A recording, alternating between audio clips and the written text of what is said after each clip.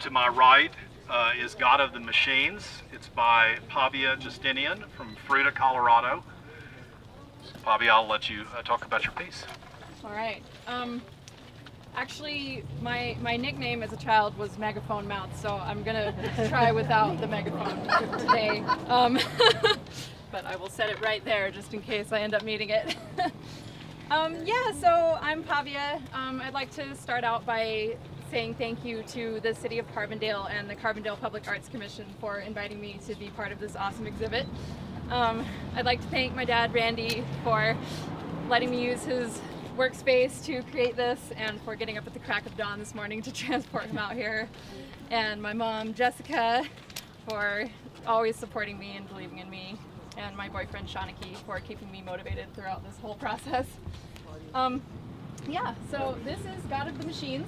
I affectionately refer to him as Hugo. I like to think of Hugo as his name and God of the Machines as his title. He is made of scrap steel,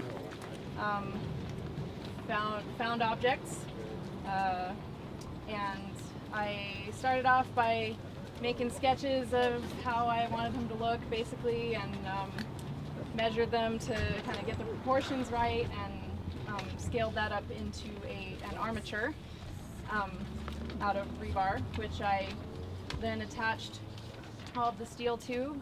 Some of the steel is I specifically cut out to fit in the place that it is. Other pieces I just found, you know, and left them as they were. Most of them really were like that. And yeah, so I attached all the steel. I think I intended from the beginning for this to have a lot of negative space. I think it really, it's kind of cool because it allows you to experience all sides of the sculpture at once. And if the people in the back here can see, you can see his eyes through the back of his head, which is kind of surreal. And yeah, so well, definitely more than half of this process was grinding, which is not as fun as welding at all, because welding, you are attaching something, you're doing something tangible and attaching it, and there's another piece there that you can see. And grinding, you're going for like hours and hours and hours, and it's like, oh, look at this one place that's really shiny and blendy and nice after like hours of hard work. But it makes it so the welds are not as big and ugly, and there aren't so many sharp edges that people can cut themselves and get tetanus on. So yeah, grinding is good. I did a lot of climbing in and out of the inside of the sculpture for this, because I did a lot of grinding on the inside too. So yeah, that was always referred to as my stripper cage. So that was great fun. Yeah.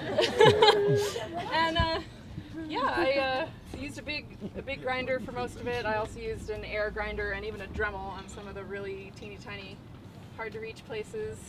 Then I used a sanding disc to really polish it off, and I finished it off with a rust coat to equalize out all of the shininess and make it all kind of the same level of rustiness. So yeah, any questions? I got here a little late. Did you draw the picture first of what you wanted? A rough idea, yeah. I mean, since these are all found pieces, you know, I didn't know exactly what this or that piece was going to look like, but the general shape, yeah, I did draw it beforehand.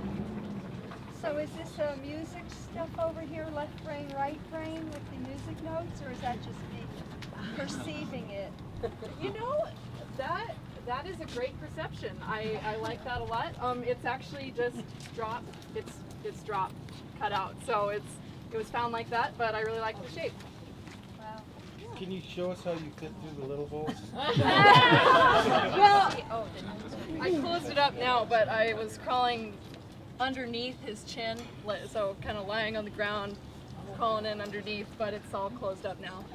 Yes. So you draw it, and then you actively go to like junkyards and whatnot to find. Where do you find the pieces? Are they... My dad, Randy. Oh.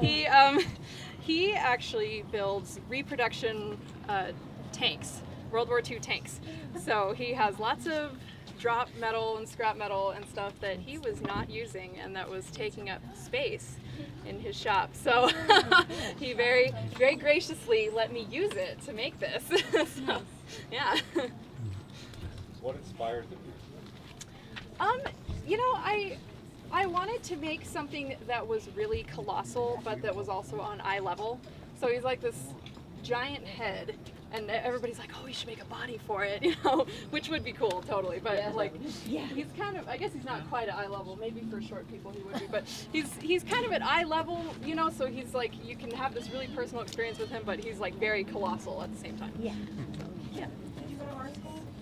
Yeah, well, I got my BFA from Colorado Mesa University in Grand Junction, and I've got a major in art history as well, so, yeah. Yes?